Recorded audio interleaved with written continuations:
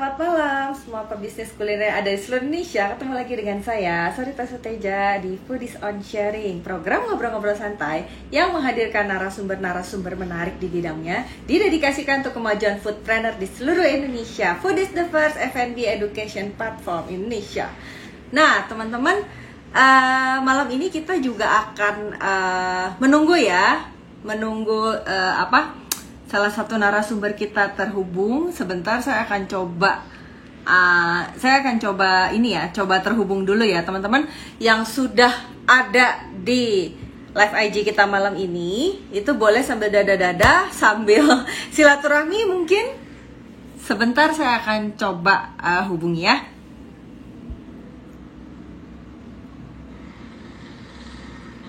Ya. Bisa lebih lancar sambungannya sama internetnya, jadi kita bisa banyak ngobrol-ngobrol sama narasumber kita malam ini. Kita masih tunggu ya buat teman-teman. Jangan lupa bisa juga klik t.me/foodies.id ya untuk masuk ke channel Telegramnya Foodies. Di sana kita akan ada update setiap hari, banyak belajar, siap. Buat teman-teman, ayo pada diambil juga catatan-catatannya. Kita akan belajar sama-sama, ngobrol bareng sama narasumber kita malam ini. Kita masih tunggu ya. Ya. Wah, sudah banyak yang terhubung. Sebentar, saya coba send invite lagi. Udah muncul tadi kayaknya. Cuma belum. Oke, kita masih tunggu ya.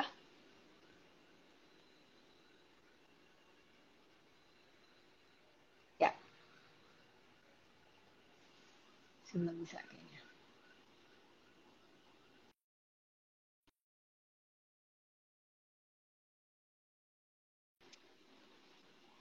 Oke.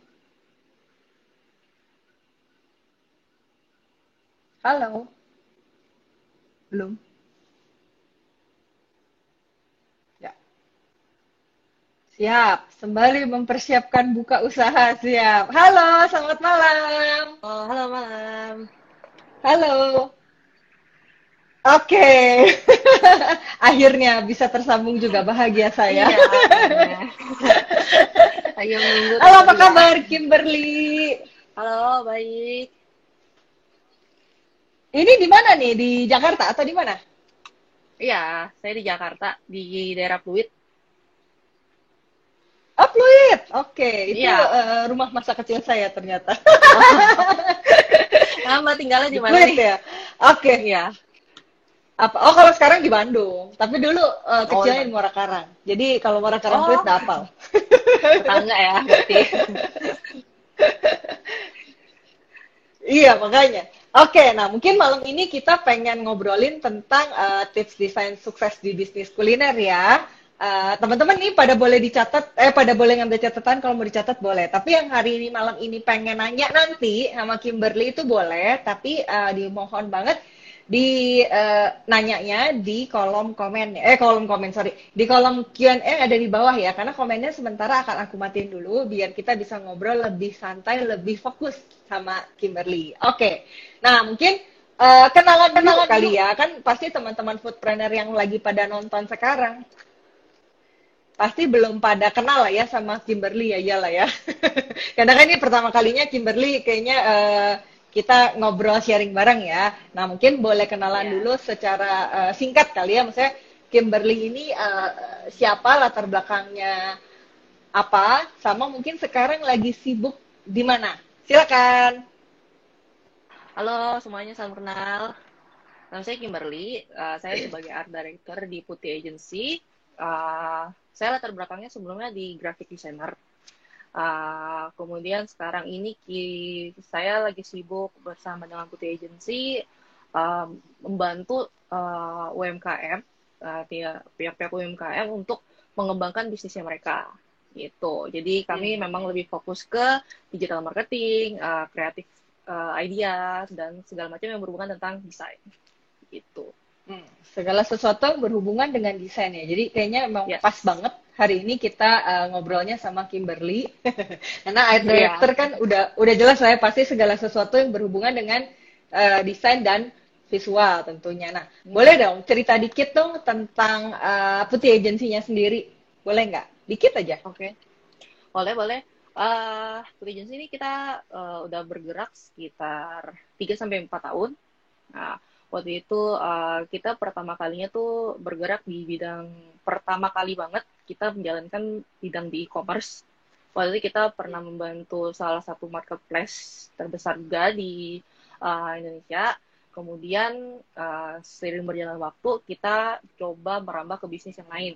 Jadi kita nyoba ke dunia digital agency, digital marketing. Kemudian kita coba juga ke kreatif dan visual. Nah, sekarang juga kita jadi lebih banyak mengurus ke konten-konten sosial media para brand-brand yang baru bangun atau yang sudah lama juga kita bantu.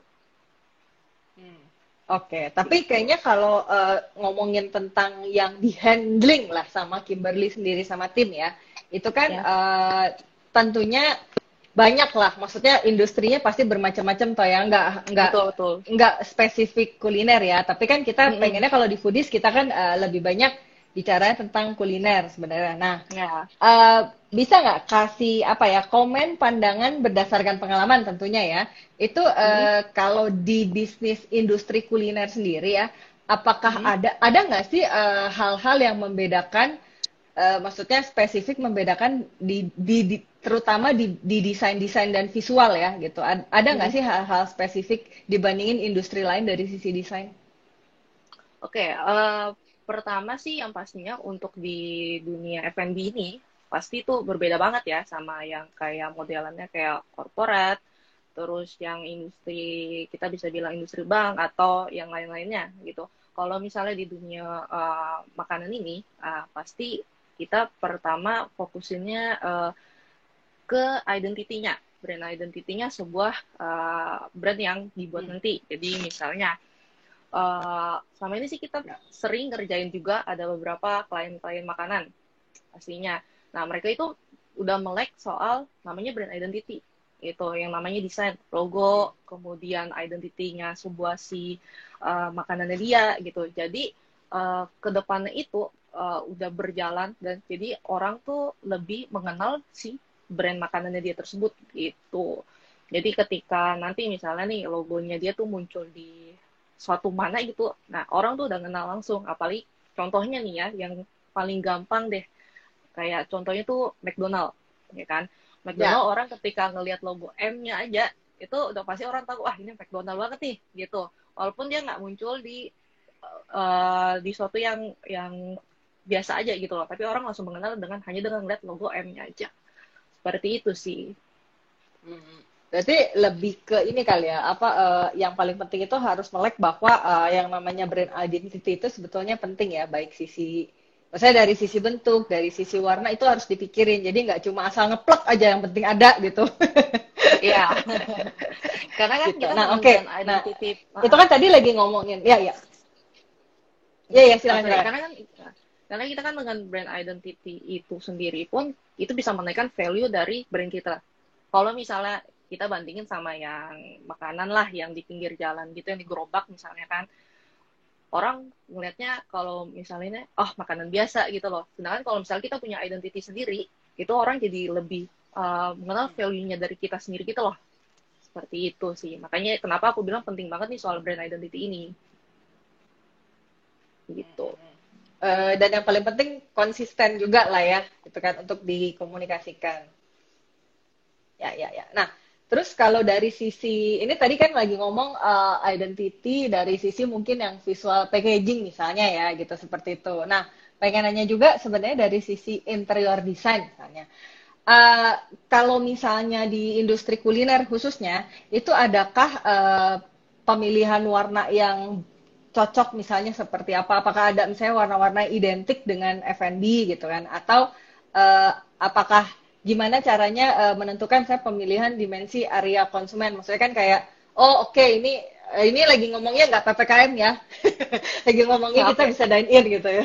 Ya, Gitu. ya. Jadi kan maksudnya area konsumen juga kan sebenarnya adalah sesuatu yang harus dipikirin ya, nggak cuma ya udah pokoknya kotak taruh bangku, nggak cuma gitu, tapi mungkin ada Ya, nggak. misalkan apakah ada dimensinya tingginya harus berapa, harus disesuaikan seperti apa. Nah, bisa nggak diceritain dikit? Jadi sebenarnya tuh balik lagi ke konsep awal kita ya. Kalau misalnya kita bisa lihat nih, ada beberapa kayak kafe. Kafe itu pasti beda banget sama konsepnya dengan kayak fast food, ya kan? Kalau misalnya kafe, kita lebih fokusin ke kenyamanan customer pas sampai di restorannya. Itu apakah tempatnya nyaman, tempatnya sejuk, outdoor kah atau indoor kah? Kita kan harus pikirin sampai ke detail-detail seperti itunya. Nah, untuk warna balik lagi sih itu balik lagi kalau menurut saya lebih ke makanan apakah yang akan dijual nanti gitu. Misalnya minuman-minuman seperti bubble tea, kemudian kopi kafe gitu, itu pasti kan kita akan lebih memilih menggunakan warna yang cerah. Misalnya kalau bubble tea mungkin bisa ungu, biru. Kalau misalnya kopi kita lebih kayak coklat atau hitam dan putih. Nah, kemudian untuk yang kayak fast food itu misalnya kita bisa sering lihatnya pasti yang kayak warna merah atau warna kuning karena warna-warna cerah seperti itu dapat menggugah selera makan kita gitu. Nah, jadi makanya kalau misalnya kita lihat nih ya kafe sama fast food pasti bentukan restorannya pasti beda banget gitu. Berarti yang lebih membedakan lebih ke warna kali ya, atau apa? Apa ambience? Warna dan ambience itu pastinya. Kalau misalnya Hmm. kita fast food kan jarang gitu ya ada fast food kita buat nongkrong 2 jam, 3 jam gitu kan pasti jarang. Pasti orang kebanyakan makan langsung pergi. Kalau misalnya kayak kafe gitu kan pasti orang lebih nyarinya yang pengen aku pengen sambil kerja nih di sini gitu kan yang lumayan yang nyaman lah gitu. Makanya bisa bedanya sih di situ sih dari warna dan dari ambience ya. Itu yang harus diperhatikan. Kalau dari sisi dimensi area konsumen gimana? Apakah ukuran-ukurannya ada yang berbeda Mm-mm. misalnya? Oke, kalau dari area luasnya, ini kita balik lagi nih, kita mau jualannya tuh lebih ke yang mana? Apakah kita ke minuman? Kalau misalnya minuman, contohnya seperti bubble tea, biasa kan mereka cuma bentukannya kios atau booth, ya kan, yang orang sekali beli langsung pergi atau langsung cabut gitu kan. Nah, kalau misalnya yang memang kita khusus prioritas buat yang dine-in misalnya, atau yang restoran keluarga pasti kan perlu tempat yang lebih luas, kemudian tempat duduknya memang khusus untuk keluarga, ukuran mejanya dan berbagai segala macam kursinya itu harus dipersiapkan. Seperti itu. Nah, oke.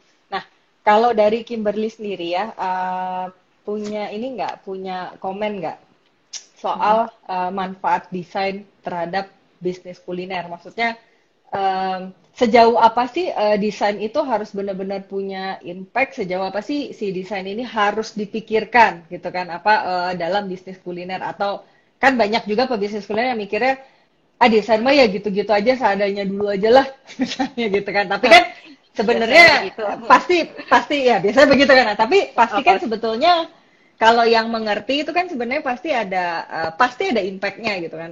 Kita kalau ngomongin Betul. visual, nah tapi bisa nggak dikasih apa ya kayak semacam gambaran pentingnya itu bisa kalau misalnya desain yang bagus itu bisa mendorong sampai mana misalnya dalam sisi outlet dulu deh misalnya. Kalau misal dalam sisi outlet kita yang selalu saya utamakan langsung pertama kali saya jelasin gitu kan ke klien-klien itu yang pertama target marketnya dia gitu. Target marketnya dia nih ke kelas yang mana nih? Kelas A, B, atau B dan C. Kalau misalnya A, B itu kan maksudnya ke kelas premium ya. Nah, kalau Ya. misalnya kita targetnya dia itu kelas premium, tapi kita kasih desain visualnya tuh yang menengah ke bawah, itu kan berarti nggak masuk targetnya dia kan. Nanti yang ada malah nggak menghasilkan apa-apa. Sebaliknya sih seperti juga.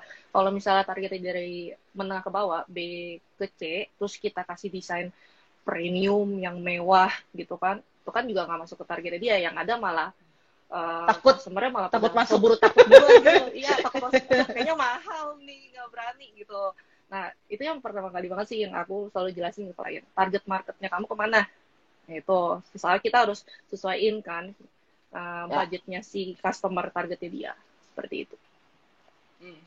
Kalau dari sisi packaging, bisa nggak ngasih sedikit apa ya pandangan kali ya? Maksudnya sebenarnya sejauh apa sih desain ini bisa mempengaruhi, misalnya mempengaruhi orang appetite-nya mungkin atau misalnya mempengaruhi dia menjadi lucu nih, misalnya gue apakah itu di Instagramable atau gimana? Ada nggak mungkin cerita-cerita? Packaging juga termasuk salah satu yang penting banget ya. Soalnya kan packaging itu yang pertama kali customer lihat gitu. Pertama kali customer lihat pas nyampe, packagingnya lucu nih, menarik nih. Jadi pengen unboxing gitu kan. Terus nanti jadi impact-nya ke marketingnya dia juga gitu kan. Nah, kalau packaging itu sih yang paling penting nih ya. Apalagi zaman sekarang nih, yang paling penting itu kan pasti masalah kebersihan gitu kan. Nah, terus kemudian apakah di dalam packaging itu mengandung unsur-unsur atau elemen brandnya dia, misalnya kayak logonya, tagline-nya, kemudian foto makanannya, kadang-kadang ada juga kan. Nah, kemudian kita harus balik lagi sih ke jenis F&B-nya. Nah, kalau misalnya makanan, kita harus persiapkan packaging yang memang awet dengan panas misalnya, kan. Atau enggak kalau misalnya minuman, kita kan nggak mungkin kasih yang dalam bentuk dus, nanti yang ada meleleh segala macam. Nah, kita harus persiapkan juga misalnya kayak botol plastik gitu kan, itu yang memang khusus untuk minuman seperti itu. Oke. Nah, tapi kalau menurut Kimberly ya, sebenarnya kan desain yang bisa dikatakan baik, baik tuh maksudnya kan kalau ngomongin desain jelek, desain bagus, itu kan selera ya pasti ya gitu. Tapi kita ngomongin tentang desain untuk F&B industry nih. Itu kira-kira sebuah desain dibilang proper, baik, itu ada nggak sih kayak syarat-syaratnya atau misalnya checklistnya lah minimal? Oke. Uh, Balik lagi yang pertama harus sesuai sama target marketnya, itu udah pasti. Kemudian yang kedua, yang paling penting itu ada elemen-elemen dari atau unsur-unsur desainnya dari si brand identity-nya dia. Itu. Jadi misalnya harus ada logonya, kemudian ada nama restorannya, kemudian kalau bisa ada foto produknya. Jadi pas makanan itu sampai ke customer tahu gitu loh, oh ini brandnya dia nih, brand A gitu. Jadi orang langsung mengenal gitu si brand tersebut. Kemudian lebih ke kayak ke unsur-unsur lainnya sih ya pasti ya balik ke warna lagi gitu loh, jangan sampai melenceng dari brand identity-nya dia. Nah, tapi ini agak ini mau nanya nih ya. Tadi kan dari tadi udah bahas tentang brand identity nih ya. Tapi kalau ngomongin brand identity, sebenarnya ada nggak sih misalnya kalau punya brand identity, misalnya jangan banyak-banyak warnanya, misalnya maksimal 5 gitu. Atau misalnya ada nggak sih batasan, bukan batasan lah, rekomendasi sebaiknya kalau punya brand identity maksimal berapa warna? Kalau mau dibilang maksimal, kalau bisa sih jangan terlalu banyak, maksimal 3. Sisanya itu Tiga. kayak warna turunannya. Jadi misalnya kita brand kita ini warna utamanya itu merah, putih, dan hitam.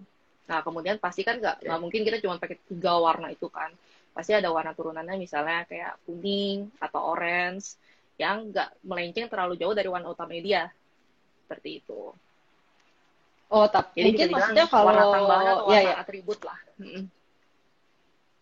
Jadi saya kalau misalnya tadi bicara misalnya ada merah, putih, hitam misalnya ya. Jadi kalau bisa dalam sebuah desain itu yang dipakai semaksimal mungkin 3 warna itu ya. Jadi kalau misalnya mau ada tambahan pun mungkin minor, apa nggak nggak terlalu dominan gitu Jangan mungkin maksudnya ya. jangan sampai mendominasi warna utamanya dia dari si merah, hitam, dan putih tersebut. Oh, I see. Gitu. Ya, ya, ya, ya, ya, ya. Nah, terus apa buat teman-teman foodpreneur lah ya, teman-teman pebisnis kuliner yang ada di sini ya. Nah, sebenarnya ada nggak sih misalnya, oke nih kalau misalnya gue pengen bikin bisnis kuliner, minimal banget gitu ya, desain-desain yang harus disiapin itu adalah desain apa aja ya? Bisa nggak dikasih kayak checklistnya sedikit? Yang pasti pertama kali banget pas kita mau membentuk sebuah usaha, yang pertama kita perlu banget logo. Ya. Hmm. Kemudian dari logo, kemudian warna identitinya, Kemudian yang ketiga itu pasti kita harus siapin foto. Foto itu utama banget, soalnya kalau misalnya kita masang sekarang kan banyak kan ya di online, gitu kan, yang food gitu. Nah, kita harus siapin banget di foto. Kenapa kalau misalnya kita nggak ada foto, saya mau belanja misalnya, terus nggak tahu itu makanan apa, bentuknya kayak gimana, fotonya saya juga jadi takut gitu, nggak berani beli. Nah, itu yang kalau karena kita nggak tahu kan, juga detailnya dia makanannya bentuknya gimana sih, kan penasaran juga gitu kan, pengen tahu. Nah, foto itu kan salah satu juga yang penting gitu kan, karena kita mau lihat jenis makanannya apa, bentuknya kayak gimana. Nah, selain itu sih sisanya seperti kayak perlengkapan marketingnya sih. Jadi misalnya kayak ada brosur, kemudian misalnya nanti mau diperbesar lagi, kita bisa siapin sosial medianya. Nah, itu lebih ke tambahan-tambahan marketingnya sih. Tapi kalau yang utama itu pasti kita perlu brand identity dan foto. Brand identity dan foto ya. Nah, tapi sebenarnya ini mau nanya juga nih terkait dengan foto ya. Sebenarnya kalau misalnya kan ada beberapa teman-teman UKM kan punya satu kendala ya. Misalnya, aduh kalau misalnya foto belum bisa hire agency yang tinggi misalnya apa namanya fee-nya gitu. Nah sebenarnya ada nggak sih misalnya siasat untuk misalnya meng-hire yang sebenarnya fotonya itu sedang-sedang lah gitu. Maksudnya nggak advance. Of course kalau misalnya yang advance kan pasti memang harganya kurang bisa dijangkau lah. Gitu kan. Nah tapi maksudnya kalau ya maksudnya ada nggak sih salah satu tips lah misalnya gitu kayak misalnya bisa sebenarnya foto sendiri asal apa misalnya. Nah, untuk meminimalisir budget seperti itu, paling kalau saran dari saya sih kita bisa foto sendiri juga bisa, gitu kan? Karena sekarang kan gadget udah yang mau harga yang paling murah pun juga udah oke gitu kualitas fotonya kan. Yang penting, yang paling diutamain sih lebih kayak ke proporsi fotonya dan pencahayaannya. Seperti itu. Yang penting kalau misalnya kita mau buat sebuah foto, jangan sampai foto itu terlalu gelap atau keterangan. Itu aja sih utamanya. Kalau misalnya mau yang cara mudah gitu. Tapi kalau misalnya foto-foto kan sekarang kan banyak lah gitu yang freelance misalkan yang dengan mereka dengan budget yang masih oke lah gitu. Itu sih saran-saran dari saya. Affordable ada lah ya sebenarnya kalau mau dicari mah ya. Iya, pasti ada. Betul. Nah, tapi ada nggak, pernah nggak sih, misalnya kan, pasti kan Kimberly juga punya banyak pengalaman ya handling klien ya, maksudnya ada nggak sih case-case menarik yang misalnya terkait bisnis kuliner, yang misalnya gini, oh karena elemen-elemen desainnya itu menarik, jadi maksudnya secara marketing jadi cukup booming nih di luar. Kalau misalnya makanannya rasanya harus bisa diterima mah pasti ya, ini lagi ngomongnya bukan makanannya enak ya enak, tapi kalau ibaratnya produknya itu udah harus bisa diterima lah intinya sama target marketnya. Tapi ada nggak sih satu case di mana sebenarnya makanannya sih biasa aja, bukan yang enak luar biasa banget gitu, tapi karena desain packagingnya atau desain visualnya itu elemennya itu menarik banget sampai bikin dia booming. Pernah nggak ada case kayak gitu?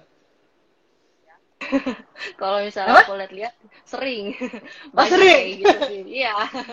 Jadi pas ngeliat, ih lucu nih visualnya nih, logonya lucu, terus makanannya kelihatannya menarik, tapi pas dicoba ya biasa aja.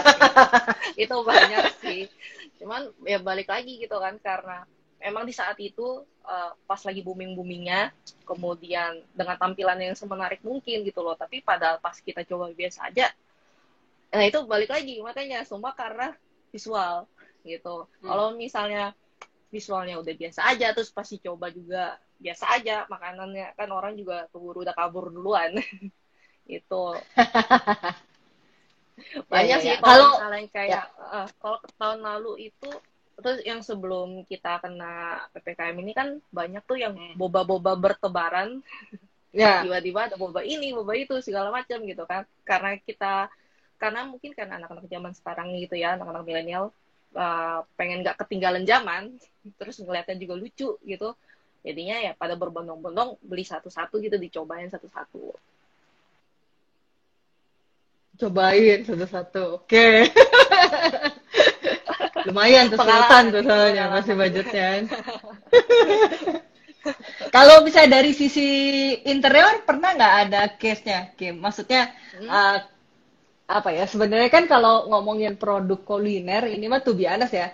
Kadang-kadang kan yang dijual itu kan kategori F&B ya itu-itu aja kan. Maksudnya ya makanannya nggak ada yang sampai misalnya terenggiling goreng itu kan udah jarang gitu ya. Maksudnya paling Waduh. kan, maksudnya paling ya, maksudnya ya mungkin kalau yang kemarin lagi heboh saya sapi ya saya sapi lagi, ayam geprek lagi kan gitu ya. Nah, Betul. tapi pernah nggak sih ada kasus di mana sebenarnya secara produksi sebenarnya kategorinya udah umum, udah biasa banyak Hmm. yang jualan, tapi karena interiornya atau Hmm. elemen desain yang visual di tempatnya itu Hmm. bagus atau gimana, nah itu membuat orang tuh jadi heboh rame-rame nyerbu ke sana atau saya minimal foto-foto gitu. Pernah nggak ada Ya, kejadian kayak gitu?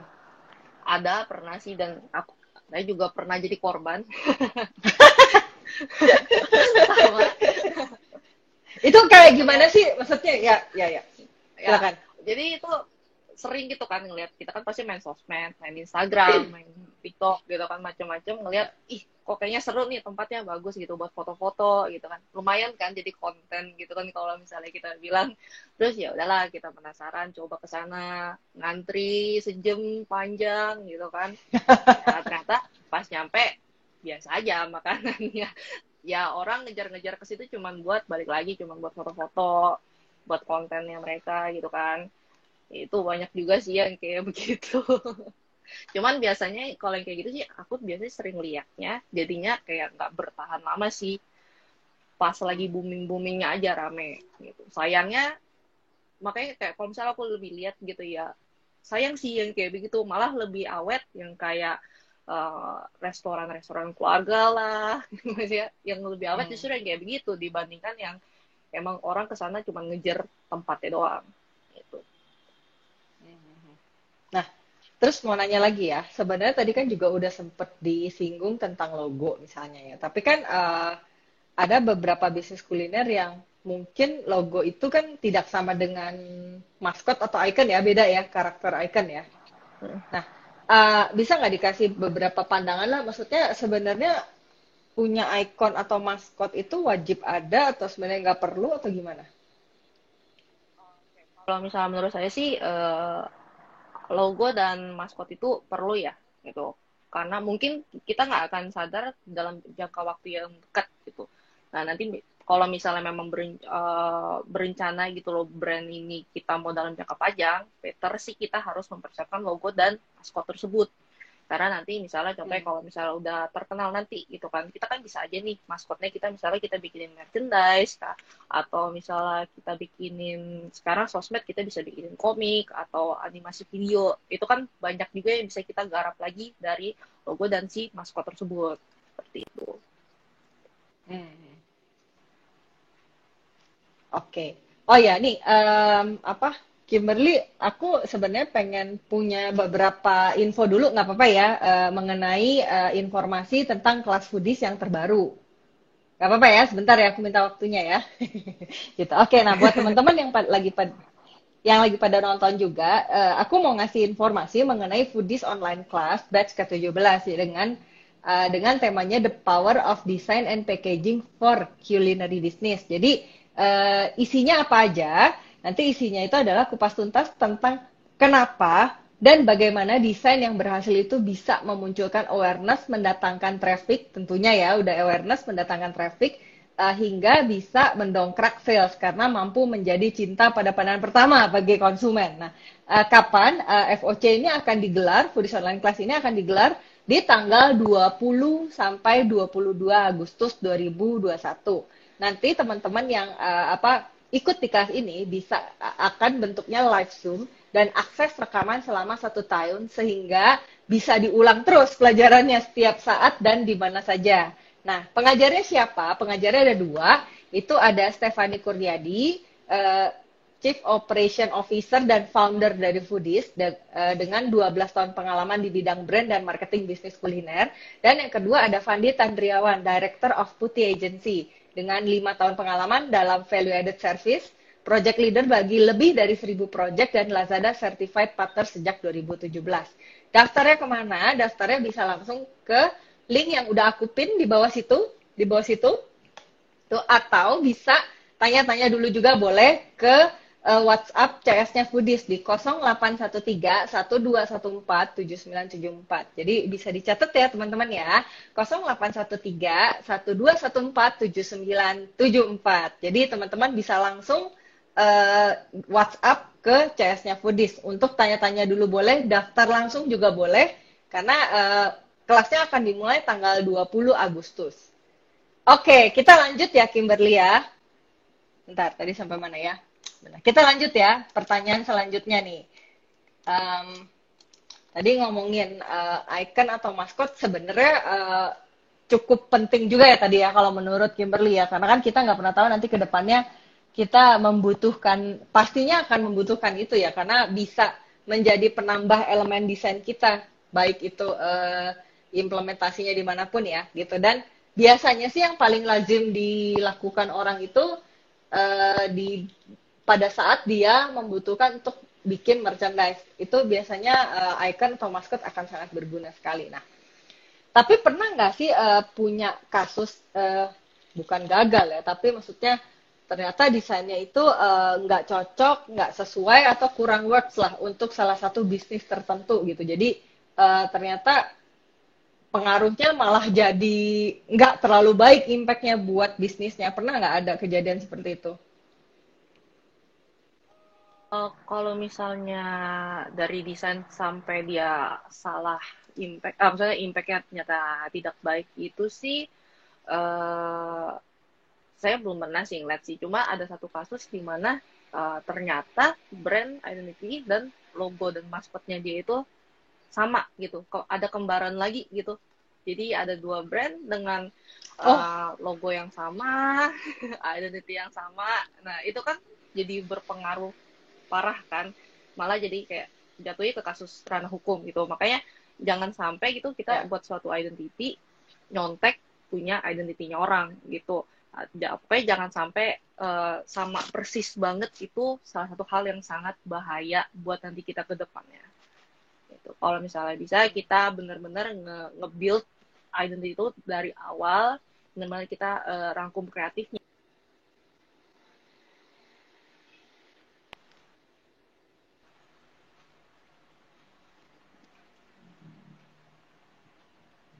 Halo, kayaknya halo. Kayak tadi putus-putus. Halo? Ya, Halo. udah Ya, sudah. dengar lagi? Ya, ya. Oke, yes. Mm-mm. Udah Ya, dengar lagi. Boleh diulang dikit ya? boleh. Iya, sorry. Tadi putus ya. Ya, jadi pokoknya yang tadi jangan sampai gitu kita membuat suatu identity yang sama persis dengan identity orang yang lain. Apalagi Ya. identity yang si brand A ini tuh udah jalan lama gitu, udah sukses, terus tiba-tiba nih ada kata brand B kita nih, kita baru mau jalanin, terus kita nyontek banget sama identitinya si brand A ini, berakibat sangat fatal sih buat kedepannya nanti. Mungkin di awal-awal pas belum terkenal, itu aman gitu karena orang kan belum mengenal brand kita kan gitu, belum terkenal. Nanti yang bahayanya itu pas nanti kita udah terkenal banget, kemudian yang punya si brand A ini, wah ini brand B kok nyontek ya gitu, nanti yang mana yang ada malah jadi kena masalah gitu. Itu yang paling jangan sampai, yang paling kita hindari lah, jangan sampai ada kejadian seperti itu di masa depan. Ya. Nah, terus ini, kalau misalnya kan ini kan sering sih kejadian di teman-teman pebisnis kuliner yang awal-awal nih ya. Em, ada nggak sih misalnya kalau kan nggak semua pebisnis punya latar belakang ngerti atau bisa ngedesain nih misalnya ya. Tapi kan baiknya itu dikerjain sendiri aja walaupun nggak terlalu ngerti atau sebenarnya prefer pakai agency misalnya. Menurut saya sih, kalau misalnya emang benar-benar mau bikin suatu bisnis itu kan kita harus pikirin matang-matang ya. Apakah bisnis ini kita mau Ya, seriusin sampai ke depan gitu. Kalau misalnya emang kita mau fokusin banget gitu bisnis ini, ya lebih baik sih kita hire memang yang sebenarnya seorang yang profesional gitu kan, tim yang benar-benar profesional yang memang sudah ngerti di ranah marketing ini misalnya gitu kan. Jangan sampai ya nanti ada kejadian-kejadian yang nggak enak gitu, nanti ke depannya malah udah keburu berantakan duluan baru nyari profesional, itu kan sangat disayangkan. Jadi lebih baik kita benar-benar bangun di awal yang rapi gitu. Oke, nah terus boleh nggak misalnya bisa nggak sih dari Kimberly share dong tips aja sebenarnya tips untuk pebisnis kuliner. Gini, tadi kan sebenarnya udah sempat dibahas juga tentang brand identity tadi ya gitu. Baik di situ ada mungkin ada warna, ada bentuk logo atau bentuk apa namanya tulisan nama brandnya saya atau kan misalnya harus ada deskriptornya dan lain-lain. Nah, tapi ada nggak sih misalnya tips aja sih sebenarnya gimana sih biar pebisnis kuliner misalnya kalau udah punya brand identity tapi mungkin brand identity-nya yang seadanya lah misalnya nggak sampai lengkap untuk wah semua gitu ada 10 macam e-flyer ada semua macam nggak sampai lengkap lah misalnya gitu ya tapi ya kan, Ya. maksudnya kalau kita baru awal-awal pastinya belum punya budget lah pasti ya untuk bisa brand identity yang selengkap itu. Misalnya ada packaging Betul, dus betul. besar, dus kecil, kayaknya nggak sampai segitunya Ya, juga kan ya. ya, betul. Gitu. Nah, tapi ada nggak sih misalnya apa ya sepenting apa sih sebenarnya teman-teman pebisnis kuliner itu misalnya punya checklist atau bukan checklist, punya guideline itu untuk implementasi si logo dan brand identity itu di semua uh, elemen-elemen desain dia. Karena kan gini, kadang-kadang yang kejadian ya biasanya ya, oke gue udah punya logo, udah punya warna, udah punya font misalnya gitu. Nah, tiba-tiba gue harus ngedesain apa misalnya packaging 1 liter misalnya. Itu kan packaging 1 liter sama packaging misalnya 500 mili kan pasti beda ya. Gitu. Nah, itu maksudnya kan nggak serta merta misalnya gue udah punya cup yang misalnya 50 liter gitu ya. Nggak serta merta ya udah pokoknya gue ambil aja gue ceplokin gitu kan nggak begitu ya gitu kan. Atau misalnya gue udah punya logo, ya udah pokoknya logonya tempel aja lah di kaos kan nggak gitu juga. Nah, punya nggak maksudnya sedikit tips maksudnya kalau misalnya gue harus mengimplementasikan si logo gue misalnya apakah itu nanti di topi, apakah itu di apa namanya di baju, apakah di apron, apakah di packaging, itu sebenarnya ada nggak sih poin-poin atau checklist apa aja sih yang harus diperhatikan? Yang pertama sih, kita harus tahu dulu nih, bisnisnya ini bakal kita jalanin di online atau di offline. Gitu. Kalau misalnya di offline, pasti kita lebih perlu banyak ornamen-ornamen seperti ini ya, kayak kaos, topi, apron, poster, kemudian buku menu. Kalau misal offline itu kan pasti kita persiapannya lebih banyak, ya kan? Ya, kalau beda sama yang online. Kalau online ini mungkin kita bisa lebih fokus kayak ke brand identity yang pertama itu udah pasti. Kemudian yang kedua itu yang tadi yang saya jelaskan juga foto makanannya itu. Oke. Kemudian kita mau jalanin bisnisnya ini tuh di mana ada yang di marketplace gitu kan sekarang kan banyak juga apakah kita mau jualin sendiri juga di Instagram. Nah, online itu kan kalau misalnya di bisnis online itu kan lebih mudah dan lebih singkat gitu, nggak terlalu banyak persiapannya. Jadi kalau misalnya menurut saya nih apalagi lagi di zaman PPKM seperti ini lebih baik kalau yang mau menjalankan bisnis pertama kali ini, kita coba di bisnis ranah online dulu. Baru nanti kalau misalnya udah berkembang, udah bagus, kemudian udah banyak yang pelanggan setia, kita coba ke ranah offline. Nah, seperti itu sih. Oke, nah mungkin apa? Sorry, mungkin gue lihat dulu masih ada nggak? Nah, menjelang, nah oke, sebentar lagi kita kan mau akan closing nih ya, menjelang akhir live nih ya.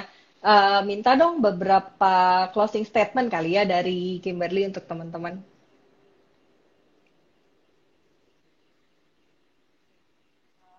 Uh, Halo? kalau dari saya Ya. sih, membuat suatu bisnis itu harus kita matengin banget dari awal. ya kita juga udah harus pikirin gitu ke depannya ini kita mau arahin bisnis kita tuh ke mana. Kita mau jalanin dari yang kecil dulu kah atau kita mau langsung gede-gedean, itu kita harus benar-benar pikirin matang-matang karena bisnis itu kan gak gampang gitu. Mungkin kita merencanakan bisnis ini mudah tapi ternyata nanti pas implementasinya susah gitu. Ya kalau menurut saya jangan sampai nanti kita menjalankan suatu bisnis yang ada nanti malah berantakan di tengahnya. Kita benar-benar harus mikirin bisnis kita ini dari awal, dari yang sekecil-kecilnya, karena ini kan buat kebaikan para penonton juga nih, sama yang para pembuat bisnis nantinya. Itu sih. Oke, nah seperti kebiasaan biasanya IG Live, kita biasanya ada foto bareng dulu. Jadi buat teman-teman yang lagi pada nonton, ayo jangan lupa pada di print screen ya, pada di print screen, kemudian di post di IG story masing-masing, di tag ke @foodies.id sama @putihAgency. Nih, Foodies. Oke, teman-teman jangan lupa ya, di post di IG story masing-masing. Oh gini ya?